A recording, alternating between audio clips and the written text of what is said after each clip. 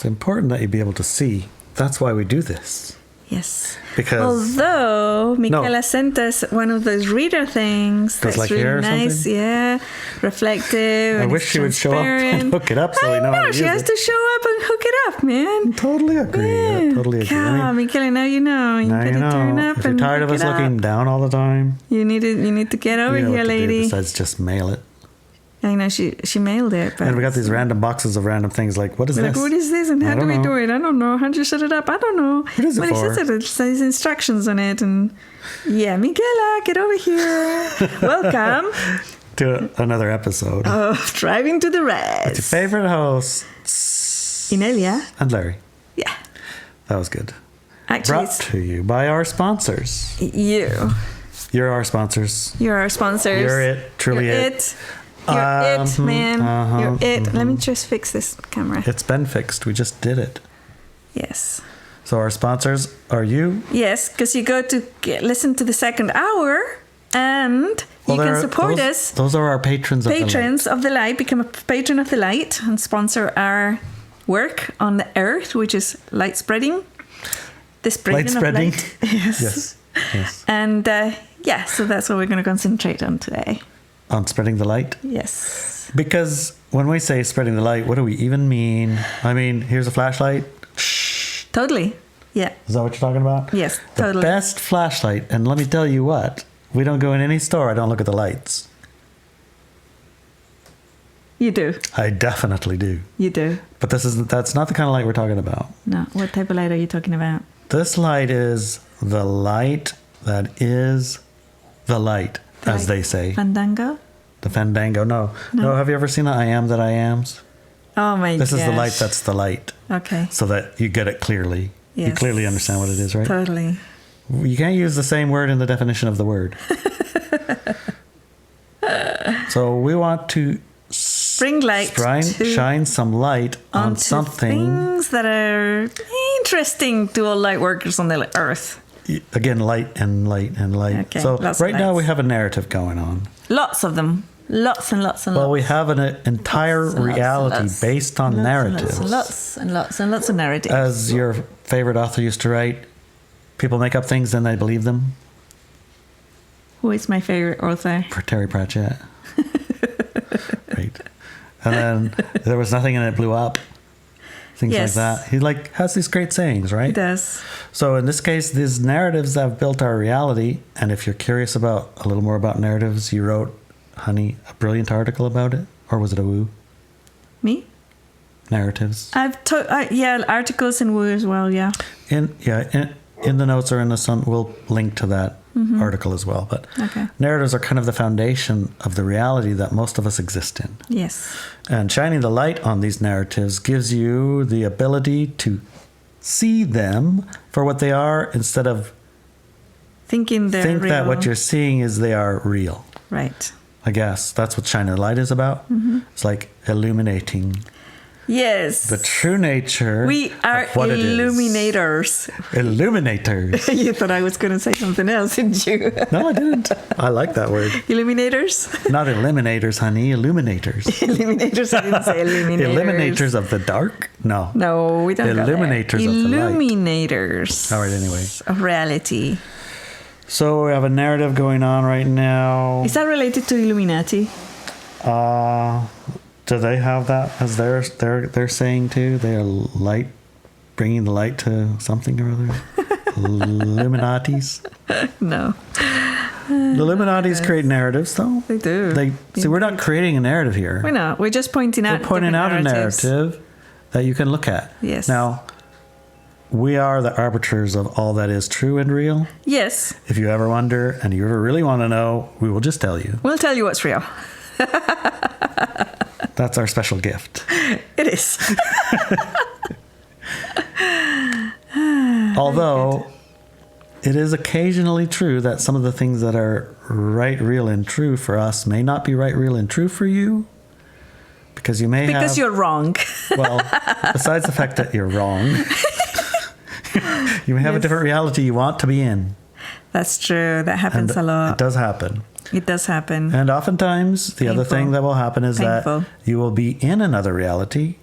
And interested in a new one, but the old one has tentacles. It does have tentacles. It's actually one of their symbols. Yes. It's these tentacles. And those tentacles have suckers on them. Yes. And the suckers hold you in tight to the narrative. Yes, they and so do. you take this cherished narrative Yes. and you own it and hold it as your own. And anyone who challenges it is challenging you. I know. And you're blah, blah, blah, blah. You see the Always story. right. So allow your narratives to be challenged. Yeah, Don't suck onto them so hard. Say, hey, I don't know if this is true. I don't know if it's not true, but I'm definitely willing to take a look. Exactly. Because, really, somebody told me this some time ago, and now somebody's telling me something else. How am I to know which one is telling me the right? Right. We just either can believe us, which is probably just fine, Yes. or you can Actually, use... it's not fine for me, but a lot of people pretend that it's okay to believe what we say. They think it's okay to believe what we say. Well, you can believe that the truthing exercise that you teach will bring you It's not a result. believe, it's actually true. So it's a knowing. It's a knowing. Yeah. You can know that the truthing exercise will help you. Just know that the truthing exercise will help you. Even with our own information, which is true, but it might It's not be true best for you. to truth it because it might not be Right. truth for you. Right. And if you want to make it your truth, Yes. you can. Yes. Well, there's a lot to talk about that. I think that's going to get us into trouble. I think so too. So maybe Yes, in our let's get second on with hour, we'll get into little details about that with Yes, Ilya yes. and some of the truths that we might have told him. Right. And right. that he said, like, wait a minute. Wait a minute. And the other ones are like, oh, wait a minute. Wait a minute. That's awesome. Okay. Yes. So let's go over the truth, which is the light. We're going to bring some light to a narrative going right now all over the place. And it's changing in front of our It's eyes. morphing in front of our eyes, and it has to do with alien Unidentified spaceships aerial phenomena. In other words, alien spaceships. and the narrative on Earth. So over the past few months, there's been a full-on activation of alien spaceship narrative. Narratives on Earth. On Earth. All right. Indeed. On with the article, honey. I have written several articles about it, and I still don't feel like we have discussed it enough Keeps coming up. or brought in enough information around this topic, as it will continue to increase before it becomes the full crescendo of a mass media narrative level. So we're only still in the building phase. We're still in the buildings phase, yes. I noticed so many mouths talking about it. I know. And they all are parroting the same thing. The same and words. all of them are, I'm not all of them, except for ours, of course. Ours is the best. Well, ours is not the same. It's not the same. All of them are amplifying the narrative. It's Yes. like, not only is that narrative true, I was there and I saw it too. Yes. And now I can finally say it because somebody else said it. But I can't say it unless somebody else says it. Yeah, so that's somebody why else I'm has to saying say it first. Then I can say it Then because I didn't say spill it. the beans. Yes. What are you doing with my microphone? I was moving it around. All right, well, begin. Yes, indeed. Okay. There are some items I want to revisit around this topic, and both are based on the actual alien technology that has been harvested by our society. So The that was items already are- true. Yeah, and they are based on it, right? Yes. So one of them is the alleged changes of narrative around this technology. This is interesting how the narratives around this technology is changing at a mass media level. Right. And the other is about the way in which disclosure about this technology is being handled, and why we are getting a certain nature of and often conflicting formal information around it. I've noticed that they conflict. They'll say it, and then they'll deny it, and then they'll say, yeah, well, actually it's true. Yeah. And then, no, it's not. And then, yeah, it is. One person that's supposedly an expert, no, it's all bullshit. That's Pardon my not French. true. And the other one would say, oh, it is, is it's true. totally true. Here's the evidence. There's no question about it. And the guy who said it's not true just signed this piece of paper that actually says it's true. Mm-hmm. Yeah. So he's lying to you. Yeah. Yeah. There has been, in the past few months, a distinct movement in the official narratives from the UAPs, possibly being commercial or foreign at the nation's technology objects, to them being outright alien and off-world in nature.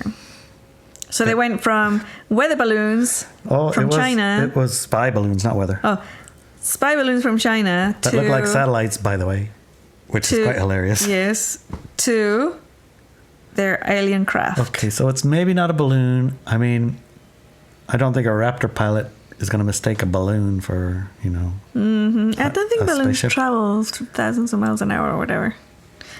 But this move is important to be aware of because the alien construct narrative integrates that it's just something bigger and deadlier than if it was just weather balloons or spy balloons. Right. I mean, there was almost the hysteria around spy balloons, like you got to be afraid this balloon's floating over, it has a camera in it. Look around you. How many cameras can you spot? 1 in front of my computer. 2. 3. Where? That other computer. Oh, but it's closed. Well, that still has a camera. Oh. Literally everywhere you go. Oh, that TV has a camera. That TV's got a camera, probably. Yeah. Literally everywhere you're surrounded by cameras. But this one floating over you, be very afraid. Yes, yes. And that camera held by that guy, oh, you need to be afraid of that one. But not the other 10. Yeah.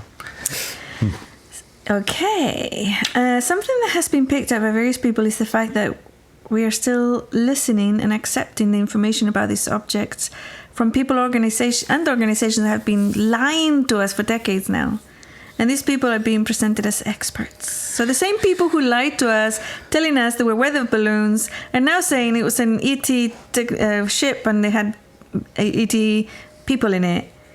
The same people are saying the same things. But they're not lying this time. Yeah, it's weird, isn't it? All of a sudden, they are the holders of the truth. Yeah. They've been holding it this whole time and just lying about it to protect you from something. And not only that, but attacking and ridiculing and destroying those people who said, hey, these were alien technology. So we can accept that they are probably still lying. Yes. Or at least, at the very least, the amount of truth they're giving you has a spin on it. It does definitely have a spin. A narrative. Yes. And here is why I want to talk about this particular aspect of it. The fact that the information is coming from these individuals and organizations means that it is part of a narrative which is based on power of others paradigm. Because they are. They are part of that. That is their single soul purpose and being, is power of others. Some of these people are being presented as having changed their mind on how they want to take advantage of the protection for whistleblowers can get these days. But if you listen carefully to their new narratives, you will see that the fear agenda is still going strong within them.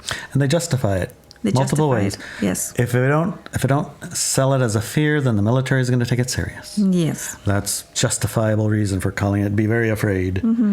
Yeah. Or et cetera, et cetera, et cetera. There's always a justification for the fear. And it's something that you'll maybe buy. Yeah. Like, yeah, you're right. The military ain't going to care if it's nothing to be afraid of. We have to have some fear in there, or else the military won't even look. Right. Some danger. Right. So that's the slip, right? You're right about that a little bit more. That's a funny thing. I know. Words and body language can let you know how to spot a narrative, as well as givens. That's what I just was talking about, those givens. Givens are things that assume a truth to begin with that is actually not true. Yes. For example, the words anti-gravity technology assumes that gravity is real and a thing, when in fact this is only a theory of the experience of a force. It also assumes that the technology has to fight against it, right? Anti. Yeah. That's just one example. Another example that we have already discussed in the past is the use of the word threat, and even recently, alien invasion. That's our favorite movie. Well, yeah, there's a lot of movies of those, but recently they've been talking about it. Yes. These words are super loaded, right? Why, we might wonder, is the information that these types of technology are being harvested coming out now? They're saying, yeah, we have them, and we're harvesting the technology from them. Well, the thing is it's coming out now strong. It's come out before multiple times. Yeah. But very weakly. Very weakly. And it's like setting the stage. Yes. Like more of setting the stage, like seeding it slowly. Pops it, seeds it, and okay, for reals now. Right. we might wonder, is the information that these types of technologies are being harvested is coming out now? Why is it the same people who denied the existence of aliens and ridiculed anyone who said they existed are now coming out and said it was all true and that the technology is being harvested by companies?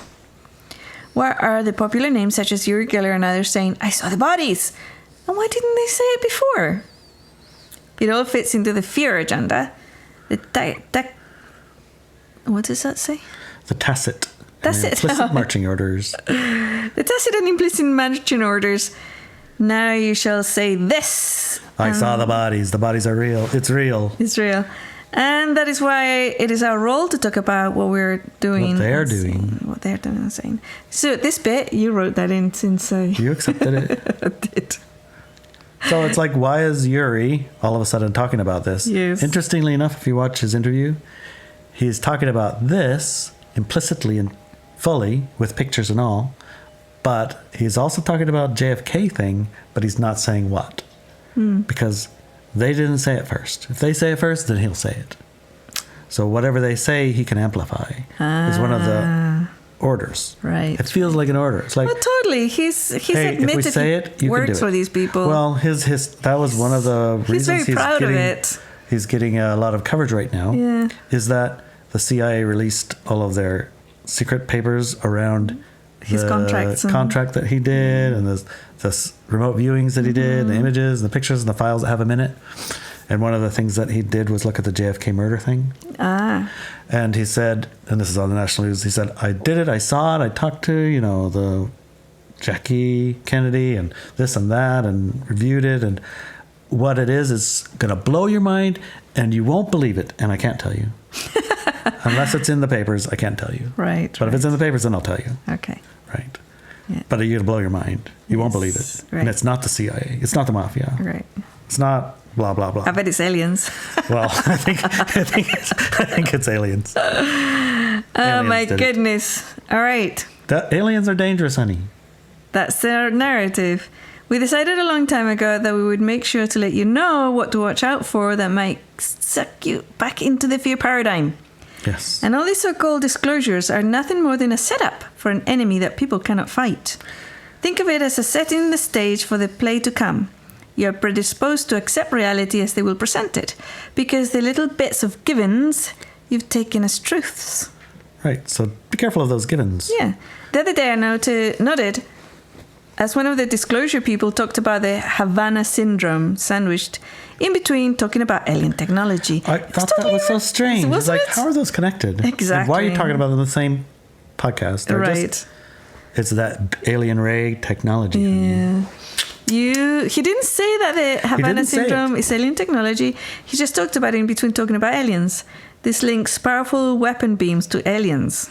In one of those death rays or death ray, they put in the ray and it gives you this Havanah Syndrome, and we don't know what caused it, so it's aliens. Yeah. So he didn't explicitly say it. No, but it was used in a way that any communication expert knows is to seed a thought. You see? So, for example, a person can talk about green trees, then talk about tea, then talk about green trees. And this is a method to inject the link between green trees and tea to the person listening, even though he may not have linked the two at all in his talk. Now you want green tea, right? Yeah, I do. When actually you wrote that, I was thinking, it would be nice to have some green tea. I have that one from, that one place that has the spearmint in it with the green tea, and it's just nice. From Tezo, it comes in a little box. It's a green tea, but it doesn't really taste like a green tea. Right. And the other one that looks like grasshoppers, remember? Oh my gosh. I used to walk around with this clear cup, and I put the little granules in there, and then the water, and then after about 15 minutes, it'd be full of grasshoppers. Yes. But they weren't grasshoppers. Right. They were tea. If you say so. It was my favorite cup, my favorite tea. Okay. It's gone now. So, what do we do now? Well, now we are informed that the way in which the alien narrative has been presented, discussed at length in a different article, is live and being delivered big time. The narrative is fear-based, and we can expect even more fearful and exciting things ahead. and that this narrative is not for you to engage with, and not for you to share. Instead, share this newsletter, our podcast, because it informs the true nature of the situation. You're informed, knowing, and seen, so share that knowing. Why do they have to do it now? That's the open to speculation. Here are some thoughts around the narrative that's being pressed on by the media. Yeah, why? Why today? One thought. First why thought. this week? Why this week do we got blush? Yes. This month and the past 3 months or whatever. Here's first thought. There is an agreement of disclosure that has to be met. An agreement? Yes. Between who and who? I'm glad you asked. Between the aliens and the humans who said, we'll keep it for a little bit and research it and look at it before we release it to the rest of humanity. Okay, I like that one. 2. All right. People around the world are becoming more perceptive and seeing or capturing these technologies in their phones. Therefore, True. witness has to be interpreted by a narrative of fear. Which is their regular tactic. Yes. Yes, either ridicule or be very afraid. And if you're not afraid of that light, then you'd be very afraid of me, because I'll destroy you and your family if you talk about it. Right. All that stuff. Right. People who talk about these strange things, that people are not human and real, they vanish after a few days. after a while, and their jobs get lost, and their homes get foreclosed on, and their bank accounts get seized, and they lose their professorships and all kinds of things. All kind of things. It's very easy to do that. Be afraid. Be very afraid. Just be quiet. Yeah. Thought number 3. There is a move to accept certain uses of this technology on the human population. Like the death ray thing? Mm-hmm. And the population has to agree to it. So like we watch a movie and then you see a thing and you are informed and then you go along with it anyway? Well, if they're made afraid of it first, they will agree to use it with open arms. Well, true. It's like they have a death ray. Here's the antidote. And you must inject this chip. It cancels out the death ray. Yes. It also helps us track you. So if you ever get taken, we can find you. Hey, there you go. I want a chip. It's not that complicated, guys. It's not that complicated. The aliens are coming and the population has to be convinced that they need to be eliminated so that they don't question the companies and people who have made billions of dollars of what it was, by all intents and purposes, something that belonged to all humans and was not meant for just a few to make fortunes out of or use to control the masses with. So we have to convince the population that aliens are coming and the aliens need eliminated. Yes. And it actually was a damn good thing that we got all this material from them already and been doing these secret works. Because if we hadn't been doing all this stuff, we'd be defenseless. Right. Yes. So it's a good thing that we have $1 trillion now. Yeah. We spent it to help you. Right. It's just for you. Yes, for you. All right. I'm always surprised by the level of entertainment on Earth, and at the moment, there isn't a day that goes by that we don't find some interesting aspects of society to look at, investigate, research, and expose. Because we're bringing off the light. We're illuminators. We're illuminators. I don't know. I kind of like it, but I kind of like... It sounds like Illuminati. Honey, are you an Illuminati? No. I'm not an Illuminati either. I'm not an Illuminati, but I'm an illuminator. Yes, we're illuminators. I'm an illuminator. My dad wanted to be Illuminati. An Illuminati. T or Tor. Well, he it's a very important distinction. Let's just say something. My dad wanted to be a high-ranking Illuminati. Yes. Okay. Which is different to wanting to be an Illuminati. And illuminators actually have no rank. We do not have ranks, except that we're brighter than... There are levels of illuminators? Of an illuminator... Illuminator? A brighter illuminators? And dimmer illuminators? I guess. In a way. I don't think so. Isn't. You either are or you're not. You're either an illuminator or you're not. You're not a level of Illuminati. No, you're not Illuminati. Illuminator or you're not. Right. And that would be where you become a patron of the light. Yes. A patron of the light is an illuminator. It is. You're allowing and helping and joining in the process of illuminatoring. Okay. Illuminating. Yeah. The high frequency paradigm on the planet, which is the one that is not fear-based. Exactly. Yes. That's what you're doing already. Yeah, you totally are. Let's run on to the second hour. I think Ilya and Adelina will have something to say about these things. I think so. I wonder if they're illuminators or illuminatees. Or tas. Well, definitely, they're definitely illuminators. Yes, because they're definitely. They do all the work that is involved in publishing these things. Did you know they do a podcast in Romania? I did. So if you are in Romania, or you're a Romanian, you or can you know listen people to who are Romanian, they can listen to their podcast in Romanian about the topics we talk about. Yeah. And they even have it in video, so you can watch them. Yes. Which is quite fun. Yes, indeed. Yes. Thought I would mention that. Great. So we'll see you. See you then.